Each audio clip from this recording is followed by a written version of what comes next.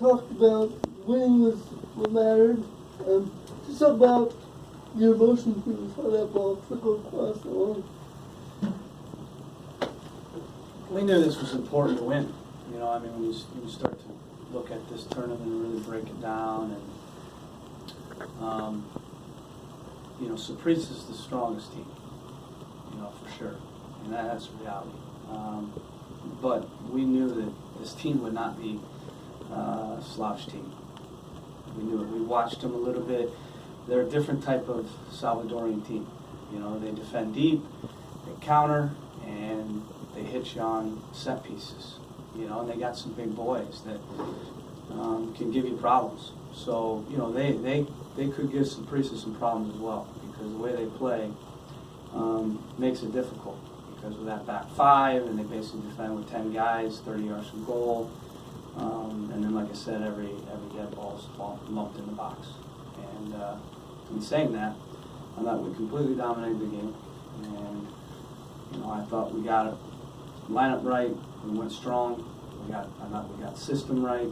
I thought we got our subs right. You know, we thought about maybe, you know, managing a few guys and getting them out. If we would have, we probably don't level the game. So that's why we kind of left the Valeri in and Adi in, because I had just kind of a sense that something might, you know, turn, and sure enough it did. So in the end, it's most important to get 3 points, because that puts us in a position where, you know, obviously we take care of business, that we're still in it. You know, if we didn't, we drew or lost, we would have had to win all three of the next games and get 9 points. So that would have been a tall order. How much psychologist are you playing as that game goes on to keep guys from getting frustrated? They're not seeing the ball going in net with all those chances. Yeah, I mean, you know, we're getting chances, so you think we're gonna score, you know. And I think also when you looked at the lineup at the end, you think we got our best guys in there today. So you have to have faith that you're gonna score. But I've also been a part of soccer games where you don't score the goal. I mean, I've seen it. You know, I've been part of it. You know, I told them the story before the game about, you know, the tournaments that I've been in CONCACAF with U18 national team as an assistant, U23 national team, and you know, some of the things that I told them, the first thing you need to be aware of is expect the unexpected.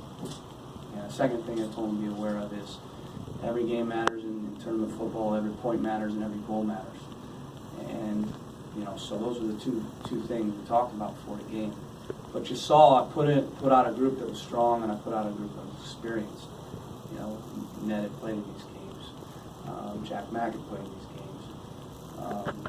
You know, Jermaine Taylor's an international. Alice international played in CONCACAF.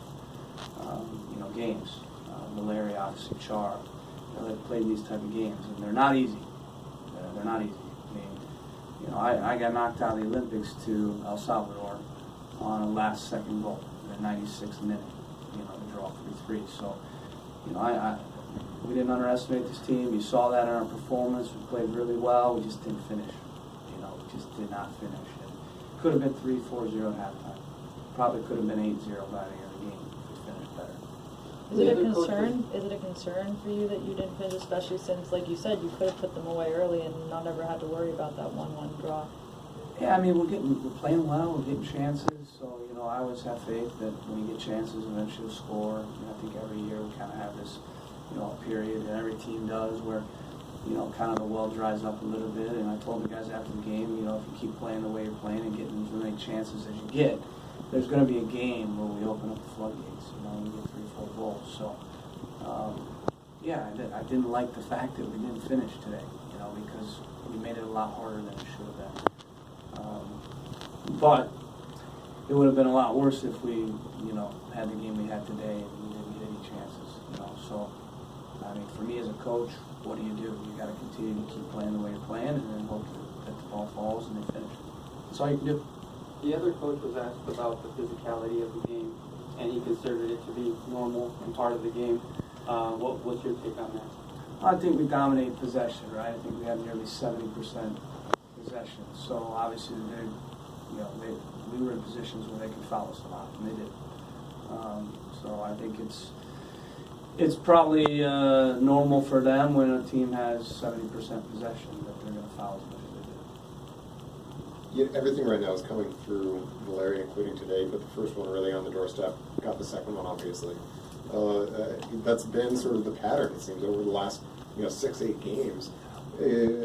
How do you get the contributions out of the other guys in the attack that you need to get in order to score goals consistently?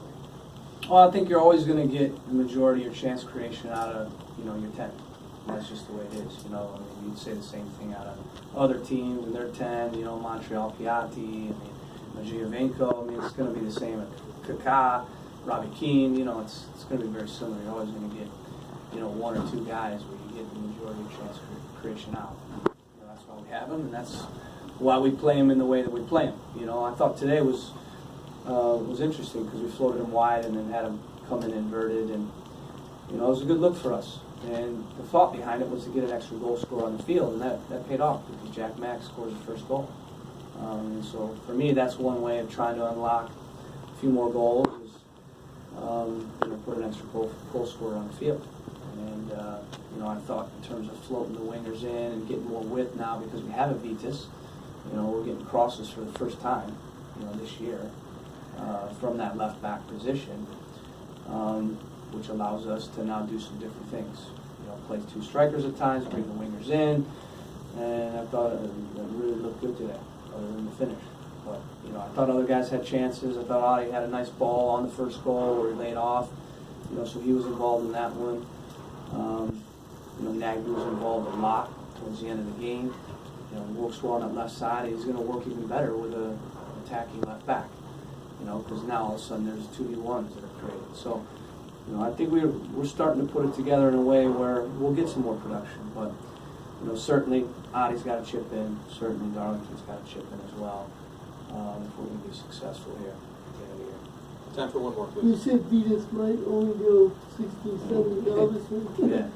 And the good thing is we bossed the game today, and so we were on the ball, and the team that's on the ball usually conserves energy because obviously when you're on the ball, you keep your shape. But we also did have to push quite a bit in that last kind of 15. We had hoped to get a few guys off.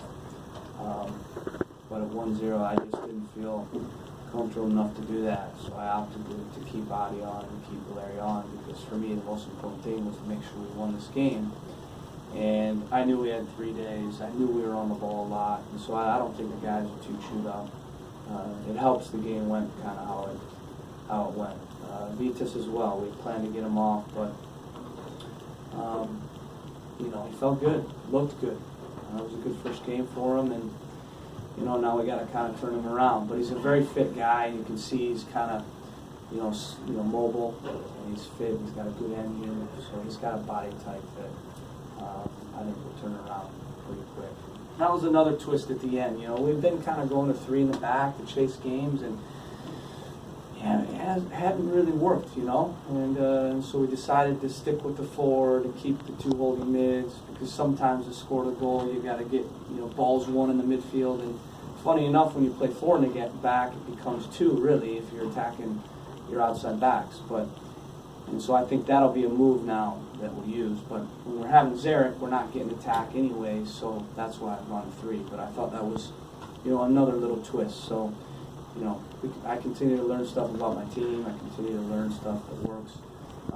But it does help a lot having an attacking left back that can serve balls in, can overlap. And that changes a lot of dimensions for us.